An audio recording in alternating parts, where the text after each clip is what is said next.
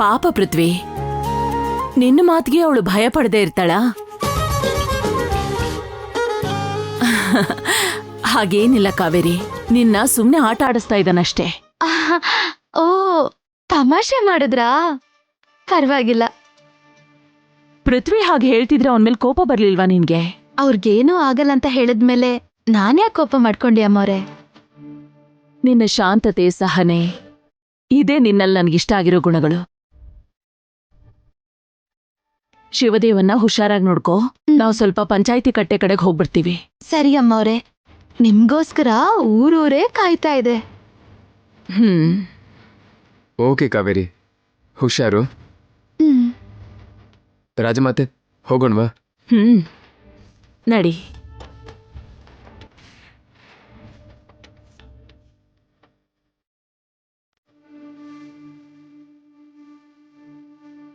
ಮಹೇಶ್ವರಮ್ಮ ತಾಯಿ ನಿಮ್ ರೂಪದಲ್ಲಿ ಬಂದಿದ್ದಾಳೆ ಅಂತ ಎಲ್ರೂ ಅನ್ಕೋತಾರೆ. ಪೃಥ್ವಿ, ರಾಜಮಾತೆ, ಪಂಚಾಯಿತಿ ಕಟ್ಟೆಗೆ ಬರೋ ಜನರಿಗೋಸ್ಕರನೇ ಒಳ್ಳೊಳ್ಳೆ ಊಟದ ವ್ಯವಸ್ಥೆ ಮಾಡಿ ಅಂತ ಹೇಳಿದ್ದೆ ನಾನು. ಅಲ್ಲಿ ಪಂಚಾಯಿತಿಗೆ ನಡೆಯುತ್ತೋ ಇಲ್ಲೋ ಗೊತ್ತಿಲ್ಲ. ಪಂಚಭಕ್ಷ ಪರಮಾನಕ್ಕೋಸ್ಕರ ಹೋಗೋ ತರ ಇದೆ. ನೀವು ತಿಂಡಿ ಬಗ್ಗೆ ಯೋಚಿಸ್ತಾ ಇದ್ದೀರಾ, ನಾನು ಗುಂಡಿಗೆ ಬಗ್ಗೆ ಯೋಚಿಸ್ತಾ ಇದ್ದೀನಿ. ಗುಂಡಿಗೆ ಬಗ್ಗೆನಾ? ಜಮೀನ್ನ ವಶಪಡಿಸ್ಕೊಂಡಿರೋದು ನಾವೇ ಅಂತ ನಿಮ್ ದೊಡ್ಡಮ್ಮಂಗೆ ಏನಾದ್ರೂ ಗೊತ್ತಾದ್ರೆ ನಮ್ ಗುಂಡಿಗೆ ತೆಗೆದು ರಕ್ತ ಹೀರ್ಬಿಡ್ತಾರೆ. ಮತ್ತೀಗೇನ್ ಮಾಡೋದು? ರಾಜಮಾತೆ, ನೀವು ನಿಮ್ಮ ಮೊಮ್ಮಗಳು ಕಲ್ಯಾಣಿಗೋಸ್ಕರ ಅಂತ ಎಷ್ಟು ಐಟಮ್ಸ್ ಬಡಿಸ್ತಿರೋ ಅಷ್ಟು ಐಟಮ್ಸ್ ಅಲ್ಲಿ ರೆಡಿ ಇದೆ. ನನಗ್ ಗೊತ್ತು ಪೃಥ್ವಿ, ನಿನಗೆ ಒಂದ್ ಮಾತು ಹೇಳಿದ್ರೆ ಸಾಕು, ಅದನ್ನ ನೀನ್ ಮಾಡ್ಬಿಡ್ತೀಯಾ. ನಡಿ. ಬನ್ನಿ ದೊಡ್ಡಮ್ಮ. ನೆಗಡಿ ಆಗಿದೆ ಅತ್ತೆ. ಯಾರಿಗೆ? ಇವ್ರಿಗೆ. ಅಂದ್ರೆ ದೊಡ್ಡಮ್ಮ, ನಿಮ್ಗೆ ಸೆಂಟಿಮೆಂಟ್ ಜಾಸ್ತಿ ಅಂತ ನಂಗೆ ತುಂಬಾ ಚೆನ್ನಾಗಿ ಗೊತ್ತು. ನೀವು ಅಪಶಕುನ ಅಂತ ಅನ್ಕೊಂಡ್ರೆ ನನಗೆ ತುಂಬಾ ಬೇಜಾರಾಗುತ್ತೆ. ಪರವಾಗಿಲ್ಲ ದೊಡ್ಡಮ್ಮ, ನಾವು ನಮ್ಮ ಕಾರಲ್ಲಿ ಬರ್ತೀವಿ. ಅದ್ಯಾಕೆ ಅಂಕಲ್, ಎಲ್ಲರೂ ಒಂದೇ ಕಾರಲ್ಲಿ ಹೋಗ್ಬಹುದಲ್ವಾ? ಪರವಾಗಿಲ್ಲ ಪೃಥ್ವಿ, ನೀವು ಹೊರಡಿ. ಈ ಸಲ ಸೀನಿದ್ರೆ ಮೂಗ್ ಬಿದ್ದು ಹೋಗುತ್ತೆ ಅಂತ ಭಯ. ನಡಿ.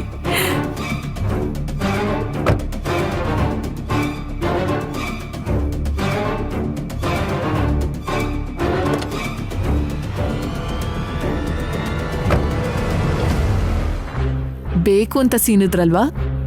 ಆದ್ರೂ ಕೂಡ ವರ್ಕೌಟ್ ಆಗ್ಲಿಲ್ವಲ್ಲ. ಅಲ್ಲಾದ್ರೂ ಹೇಗ್ ನಿಲ್ಸೋದು ಅಂತ ದಾರಿಲ್ ಹೋಗ್ತಾ ಯೋಚನೆ ಮಾಡೋಣ.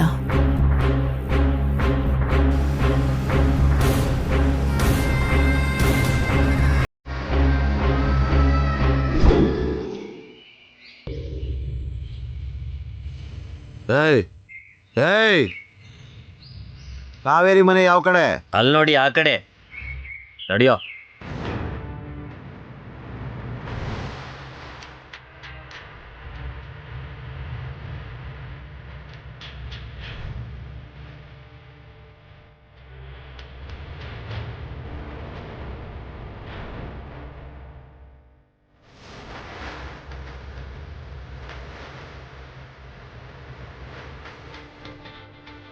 ಓಯ್, ನಿನ್ನ ಮಗಳೇನ ಕಾವೇರಿ? ಪಾಪಿ ಪೋಪಿ ಈ ತರ ಅಕ್ಷರಗಳನ್ನ ತಿರುಗಿಸ್ ಬರೆಯೋ ಹುಡುಗಿ ಯಾರಾದ್ರೂ ಗೊತ್ತಾ? ಇಲ್ಲಿ ಓದ್ಕೊಂಡಿರೋ ಹೆಣ್ಮಗಳು ಯಾರವ್ರೆ? ಯಾರು ಇಲ್ಲ ಅಲ್ವಾ? ನಿನ್ನೆ ಕೇಳಿದ್ರೆ ಗೊತ್ತಿಲ್ಲ ಅಂತ ನಾಟಕ ಮಾಡ್ತೀಯ. ಕರಿ ಅವಳನ್ನ. ಅಣ್ಣ, ತಪ್ಪಾಗೋಯ್ತು. ಏನೋ ಗೊತ್ತಿಲ್ಲದೆ ಪತ್ರ ಬದ್ಬಿಟ್ಟವಳೆ. ಕ್ಷಮಿಸ್ಬಿಡ್ರಪ್ಪ, ನಿಮಗ್ ಪುಣ್ಯ ಬರುತ್ತೆ. ಇಲ್ಲಿ ಕಾವೇರಿ ಇದ್ದಾಳೆ ಅಂತ ಬಂದ್ರೆ ಪುಣ್ಯ ಬರುತ್ತೆ ಅಂತ ಕೈ ಮುಗಿತಿದ್ಯಾ? ಜಮೀನ್ ಬಗ್ಗೆ ಮಾತು ಆಚೆ ಬಂತು ಅಂತಂದ್ರೆ ನಿನ್ನ ಮಗಳು ಮನೆಗೆ ಬರ್ಬೇಕಾ ಇಲ್ಲ ಸಾಯ್ಬೇಕಾ?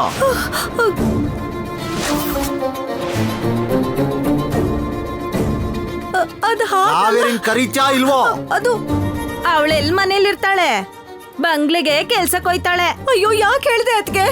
ಅವ್ರು ಕೇಳಿದ್ರೆ ಸುಳ್ಳು ಹೇಳಂತೀಯ ನೀನು? ಬಂಗ್ಲೆಲೆ ನೋಡೋಣ ಬಾರೋ. ಅಣ್ಣ ಅಣ್ಣ ಅಣ್ಣ, ನನ್ನ ಮಗಳಿಗೆ ಏನು ಮಾಡ್ಬೇಡಿ. ಅವಳಿಗೇನು ಗೊತ್ತಿಲ್ಲ,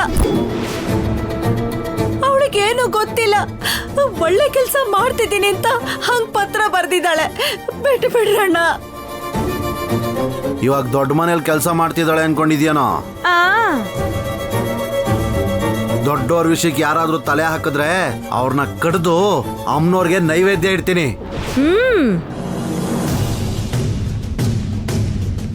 ಬಾರ.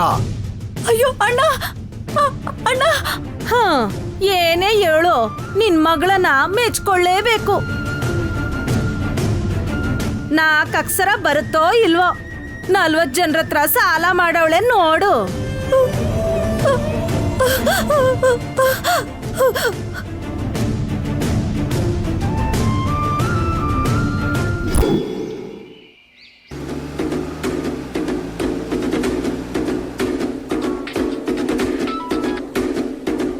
ಹಲೋ, ಅಮ್ಮವ್ರೆ, ಸಿಕ್ಕಿದ್ಲವಳು.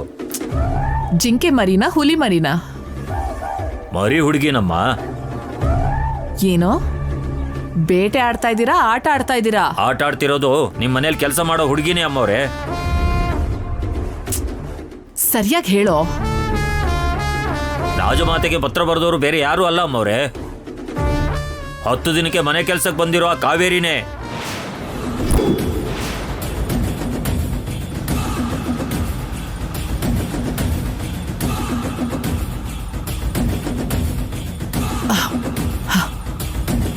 ಏನು ನೀನ್ ಹೇಳ್ತಾ ಇರೋದು?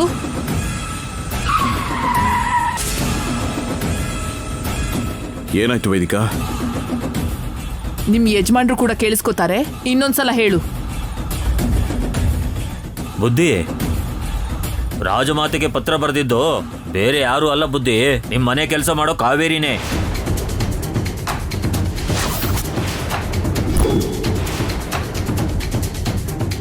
ಏಯ್, ನಿಜ ಹೇಳ್ತಾ ಇದೀಯಾ? ಮಹೇಶ್ವರಿ ಅಮ್ಮನವ್ರ ಮೇಲೆ ಆಣೆ.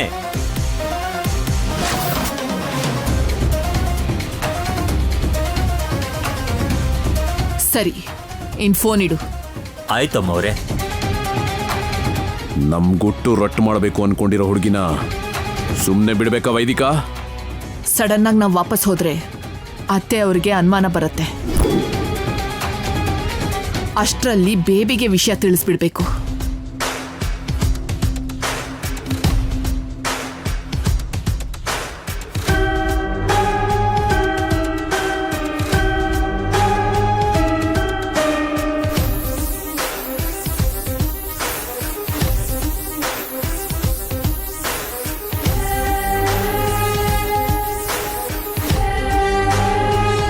ಫೋಮ್ ಬಾಟಲ್ ತಗೊಂಡ್ ಬಂದಿದ್ದೀನಿ ಬೋಪಿ.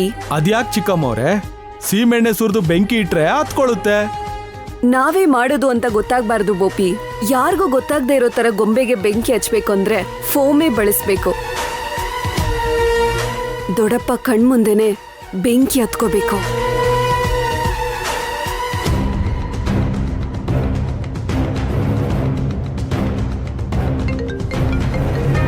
ಇಲ್ಲಿ ಕೊಡಿ ಚಿಕ್ಕಮ್ಮವ್ರೆ. ಮಮ್ಮಿ ಕಾಲ್ ಮಾಡ್ತಿದ್ದಾರೆ. Hello mummy. ಬೇಬಿ, ಏನ್ ಮಾಡ್ತಿದ್ಯಾ? ಪ್ಲಾನ್ ಮಾಡಿದ್ವಲ್ಲ ಮಮ್ಮಿ, ಗೊಂಬೆಗೆ ಬೆಂಕಿ ಹಚ್ಚೋದಕ್ಕೆ ರೆಡಿ ಮಾಡ್ಕೋತಾ ಇದ್ದೀನಿ. ಇವಾಗ ಸುಟ್ಟಾಕ್ಬೇಕಾಗಿರೋದು ಬೊಂಬೆನಲ್ಲ ಬೇಬಿ, ಮತ್ತೆ ಕಾವೇರಿನ.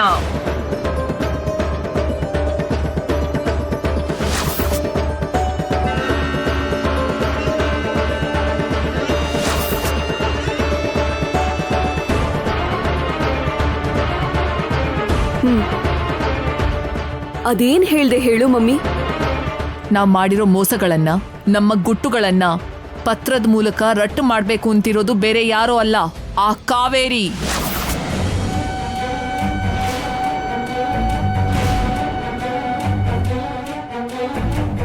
ಇವತ್ತಿನವರೆಗೂ ಏನು ಗೊತ್ತಿಲ್ಲದೆ ಇರೋ ತರ ಇರೋದನ್ನ ನೋಡಿ ಅದೇನೋ ನಾಟಕ ಆಡ್ತಿದ್ದಾಳೆ ಅನ್ಕೊಂಡೆ.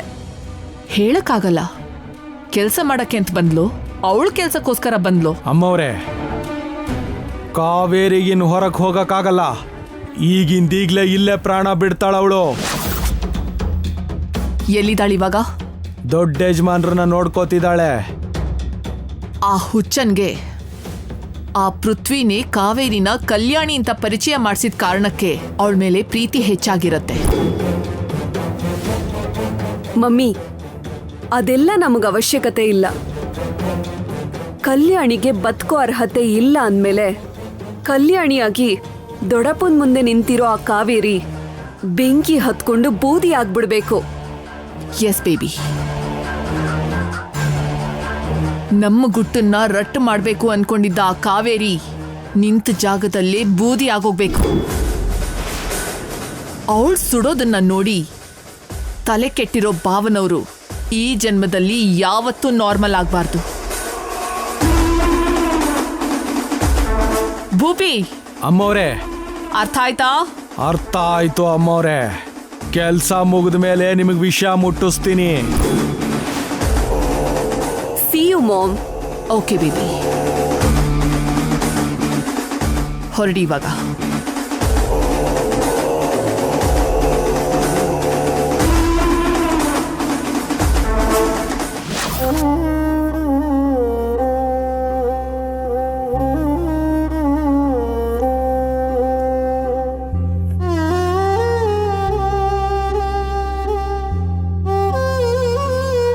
ಯಜಮಾನ್ರೇ, ಯಜಮಾನ್ರೇ,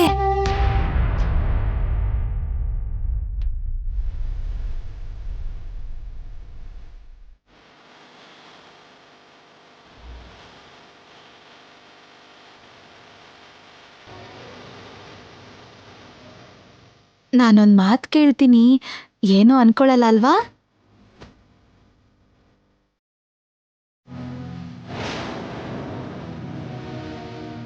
ಯಾವಾಗ್ಲೋ ಚಿಕ್ಕ ವಯಸ್ಸಲ್ಲಿದ್ದಾಗ ತಪ್ಪಿಸ್ಕೊಂಡು ಹೋಗಿದ್ ನಿಮ್ ಮಗಳು ಇವಾಗ ಹೇಗಿದ್ದಾಳೋ ಏನೋ ಅಂತ ನಿಮಗ್ ಗೊತ್ತಿಲ್ಲ ಅಲ್ವಾ?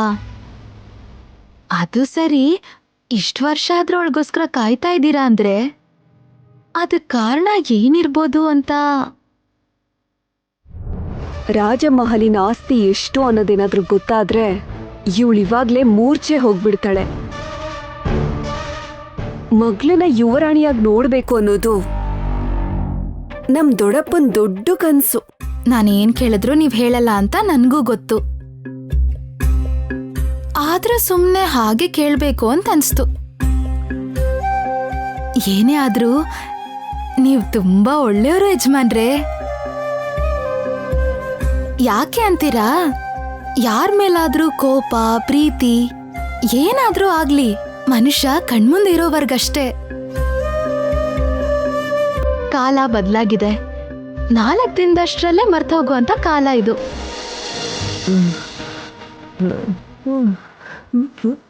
ನನ್ನ ಕಲ್ಯಾಣಿ, ನನ್ನ ಕಲ್ಯಾಣಿ. ನಿಮ್ ಕಲ್ಯಾಣಿ ಬಗ್ಗೆನೇ ಮಾತಾಡ್ತಾ ಇದ್ದೀನಿ ಯಜಮಾನ್ರೆ. ಜಾತ್ರೆಲಿ ನಾಟಕ ಮಾಡಿಸಿ ಅಮ್ಮೋರು ನಿಮ್ ಮುಂದೆ ಬರ್ಬೇಕು ಅಂತ ವಕೀಲ್ ಸಾಹೇಬ್ರು, ಅದೇ ಪೃಥ್ವಿ ಸಾಹೇಬ್ರು, ಅವರು ನಾನು ಅನ್ಕೊಂಡ್ವಿ. ನಿಮ್ ಬುದ್ಧಿನೇ ಸಾಲ್ದು ಅಂತ ಅದ್ರ ಜೊತೆಗೆ ಲಾಯರ್ ಬುದ್ಧಿ ಬೇರೆ ಸೇರ್ಕೊಂಡಿದ್ಯಾ? ನಿಮ್ಮಿಬ್ರಿಗೂ ಸರಿಯಾದ ಶಾಸ್ತಿ ಮಾಡ್ತೀನಿ. ಅಲ್ಲಿವರೆಗೂ ಬಿಡ್ತೀನ ಚಿಕ್ಕಮ್ಮವ್ರೆ? ಆ ಕತೆ ಏನಂತ ಹೇಳ್ತೀರಾ? ಕಲ್ಯಾಣಿ, ನನ್ನ ಕಲ್ಯಾಣಿ. ನೀವ್ ಹೀಗೆ ಕನ್ವರ್ಸ್ತಾ ಇದ್ರೆ ಸಂತೋಷವಾಗಿರಕ್ಕಾಗಲ್ಲ ಯಜಮಾನ್ರೆ. ಖುಷಿಯಾಗಿ ನಕ್ಕಿದ್ರೆ ನಿಮ್ಮ ಆತ್ಮವಿಶ್ವಾಸ ಹೆಚ್ಚಾಗತ್ತೆ ಯಜಮಾನ್ರೆ. ಭೂಪಿ, ಎಲ್ಲಿವರೆಗೂ ಬಂತು? ಕಾರ್ಕೋಟಕ ವಿಷ ತುಂಬಿರೋ ಈ ಸೂಜಿಯಿಂದ ಸಾವು ಖಂಡಿತ ಚಿಕ್ಕಮ್ಮವ್ರೆ. ಗುಡ್. ನಮ್ ದಾರಿಗೆ ಯಾರು ಅಡ್ವಾಗಿರ್ತಾರೋ ಅವ್ರನ್ನ ದಾರಿಯಿಂದ ತೆಗೆದ್ರೇನೆ ನಮ್ಗೊಳ್ಳೇದು. ಈ ಫೋಮ್ ಇಂದ ಬೆಂಕಿ ಹತ್ಕೊಂಡ್ರೆ ಕೆಲವೊಂದ್ಸಲಿ ಬದುಕ್ತಾರೆ. ಅದಕ್ಕೆ ವಿಷ ಪ್ರಯೋಗ ಮಾಡು ಅಂತ ಹೇಳ್ತಿರೋದು. ಚಿಕ್ಕಮ್ಮವ್ರೆ, ಈ ಸೂಜಿ ಯಾರಿಗೆ ಚುಚ್ಚುತ್ತೋ ಅವ್ರು ಸತ್ತಂಗೆ ಅಮ್ಮವ್ರೆ. ಸರಿ, ನೀನ್ ಹೋಗಿ ನಿನ್ ಕೆಲ್ಸ ಮಾಡು. ಆಯ್ತು ಅಮ್ಮವ್ರೆ. ಇವಾಗ ನಿಮ್ಮನ್ ಹೇಗ್ ನಗ್ಸೋದು?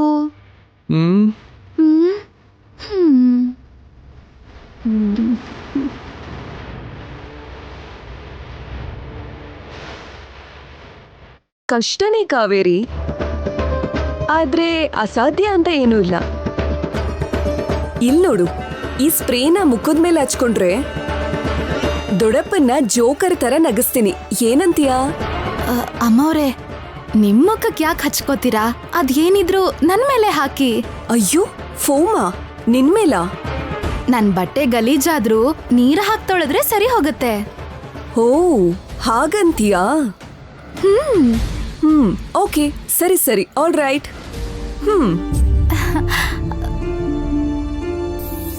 ನಾನೇನಾದ್ರೂ ಯಜಮಾನ್ರನ್ನ ನಗ್ಸ್ದೆ ಅಂದ್ರೆ ನನ್ನಿಂದಾನೇ ಯಜಮಾನ್ರ ಮುಖದ ಮೇಲೆ ಸಂತೋಷ ಬಂತು ಅಂತ ಎಲ್ರೂ ನನ್ನ ಮೆಚ್ಕೋತಾರೆ. ಅದು ನನ್ ಜೀವನ ಪೂರ್ತಿ ನೆನ್ಪಿರತ್ತಲ್ವಾ ಅಮ್ಮವ್ರೆ? ಹಾ ಹೌದೌದು, ಕರೆಕ್ಟ್. ನನಗ ಅರ್ಥ ಆಯ್ತು. ಇವಾಗ ಓಕೆ, ಹೋಗು. ಯಜಮಾನ್ರೆ, ಯಜಮಾನ್ರೆ,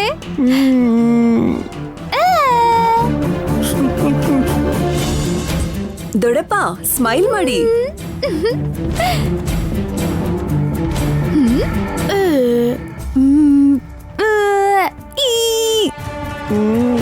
ನಗಾಡಿ. ಯಜಮಾನ್ರಲ್ಲಿ ಹಾಯ್, ಇಲ್ಲಿದಾರಾ? ಇಲ್ಲಿದ್ದಾರೆ.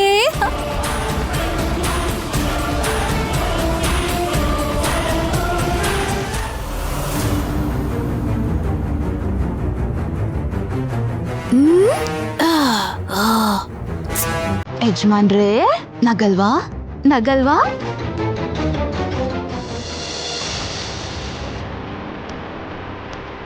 ಏನಾಯ್ತು ಪೃಥ್ವಿ? ಏನೋ ಪ್ರಾಬ್ಲಮ್ ಅನ್ಸುತ್ತೆ ರಾಜಮಾತೆ. ಹೋಗ್ ನೋಡು.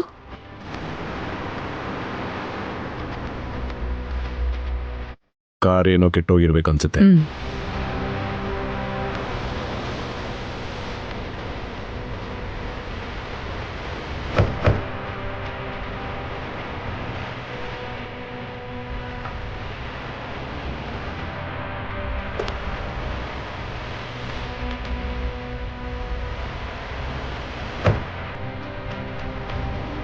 ಏನಾಯ್ತು ಪೃಥ್ವಿ? ಇಂಜಿನ್ ಕೆಟ್ಟಿದೆ ಅನ್ಸುತ್ತೆ ರಾಜಮಾತೆ.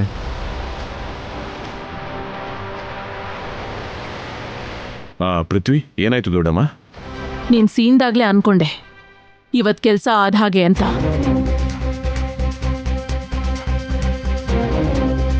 ಈಗ ಇಂಜಿನ್ ಕೂಡ ಕೆಟ್ಟೋಗಿದೆ ಅಂದ್ರೆ ನಾವು ಮನೆಯಿಂದ ಹೊರಟಂತ ಮುಹೂರ್ತ ಚೆನ್ನಾಗಿರ್ಲಿಲ್ಲ ಅನ್ಸತ್ತೆ ಅತ್ತೆ.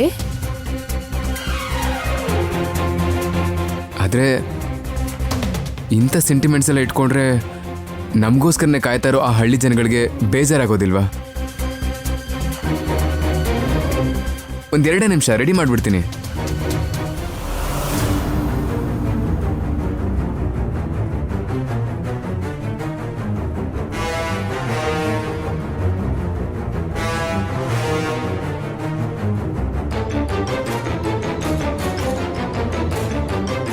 One minute.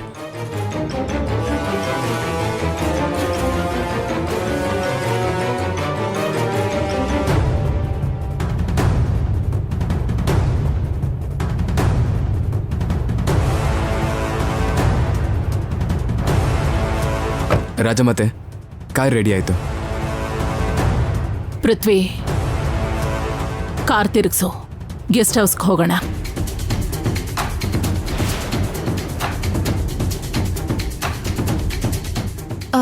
ಅದ್ಯಾಕತ್ತೆ? ಊರಿನ ಹತ್ರ ಜನಗಳೆಲ್ಲ ನಮಗೋಸ್ಕರ ಕಾಯ್ತಾ ಇರ್ತಾರೆ ಅಲ್ವಾ?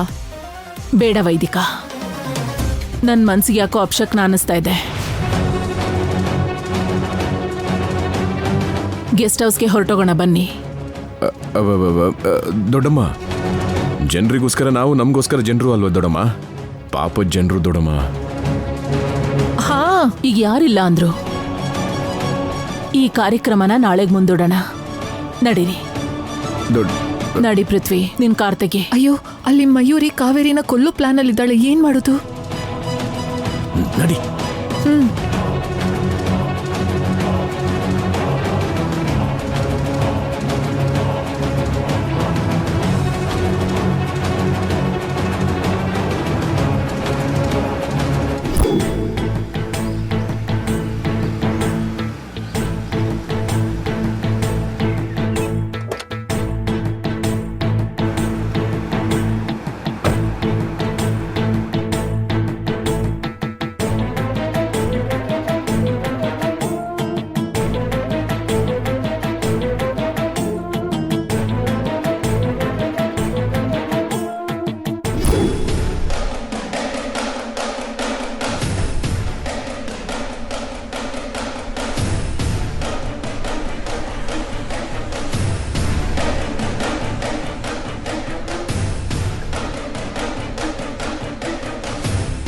ಇವಾಗ ನಗಿ ನಗಿ ನಗಿರಿ.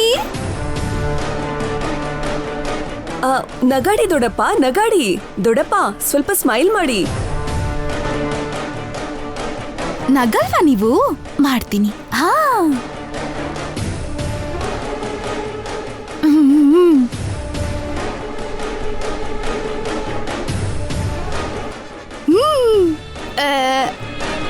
ಕಲ್ಯಾಣಿ, ನನಗೆ ನಗು ಬರ್ತಾ ಇದೆ. ದೊಡ್ಡಪ್ಪ ಯಾಕೆ ನಗ್ತಾ ಇಲ್ಲ? ನಗ್ಸು ನಗ್ಸು.